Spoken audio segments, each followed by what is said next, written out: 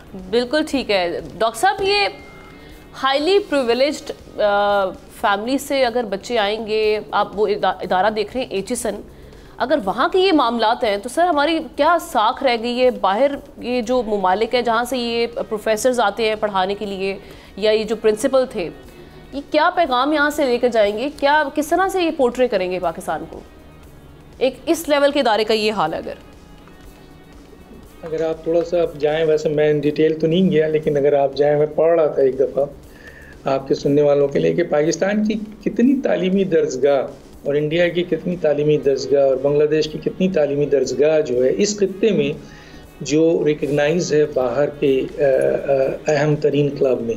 देखिए ये स्कूल जो है और उसमें आपको बड़ी मायूसी होगी, पाकिस्तान के कोई भी मतलब कोई यूनिवर्सिटी बहुत कम एक जगह पे यूके में आपको आ गई, कहीं अमेरिका में आ गई 147 पे। इस बात को मैं मुख्तसर करते हुए आगे बढ़ता हूँ कि एचएसएन कॉलेज यकीनन 137 साल से काम कर रहा है और इसके ये 18वें आपके प्रिंसिपल थे और ये पहले प्रिंसिपल थे जो ऑस्ट्रेलियावी माहिर तालीम थे जो आए थे और जिनको अपॉइंट किया गया था। और यकीनन बाहर के लोगों की सोच जो होती है, वो जो लोग हैं वो मेरिट पे हैं, लेकिन इनके ऊपर एक बोर्ड, और बोर्ड में आपको पता है किसको लगाया जाता है, पीआईए का बोर्ड बनाया गया, एग्जीक्यूटिव बोर्ड, उसमें जिन लोगों को लगाया गया उन्होंने पीआईए की सारी लैंडिंग भेज दी, कतर को दे दी, आपको एमिरेट्स को दे दी, सबको दे दी, बांट दी और अंडर हैंड पैसे ले लिए। अमेरिका जाता था पीआईए, वहाँ पर अपना जो उनका था पीआईए का लैंडिंग उसको ख़त्म करके, ये सब बोर्ड करती है, यहाँ भी बोर्ड करती है।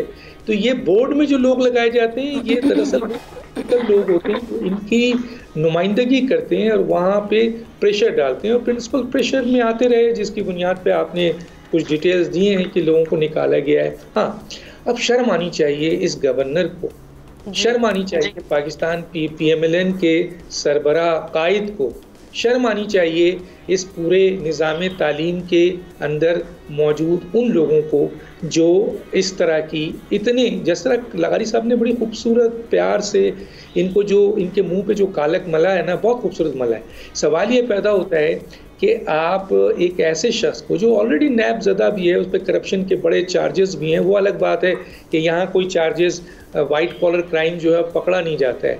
अब वो अरबपति आदमी आपके मिनिस्ट्री में हो, वो बार बार मिनिस्ट्री में हो, जैसे उन्होंने कहा कतारा है, और वो शख्स जो है वो इन्फ्लुएंस करता है, गवर्नर साहब इन्फ्लुएंस करते हैं, प्रिंसिपल मना करता है, गवर्नर साहब डायरेक्ट अपना इख्तियार उठाते हुए ये फैसला कर देते हैं। तो जाहिर है कि एक खुददार आदमी, एक जो आपका मेरिट वाला आदमी है, उसने इस्तीफा ही देना है। अब ये अगर एक ये G30 वाहिद पाकिस्तान का स्कूल है जो G30 जो क्लब है आपका बरतानिया में, इसका अगले महीने जो है वो इजलास होने वाला है। अगर ये नहीं गया तो इसकी रुकनीत, ये पाकिस्तान का वाहिद स्कूल है जो कि G30 में आपके शामिल है, 15 आपके ममालिक में से। उस स्कूल, उस कॉलेज एसोसिएशन के उसके सरबराह को मेरिट पे काम करने की बुनियाद पर जो है वो अपना इस्तीफा पेश करना पड़ा। ये किस किस के लिए मुंह पे तमाचा है? क्या सदर पाकिस्तान आसिफ अली जरदारी गवर्नर उससे क्या कहते हैं, उससे गवर्नर पंजाब से जवाब लेंगे?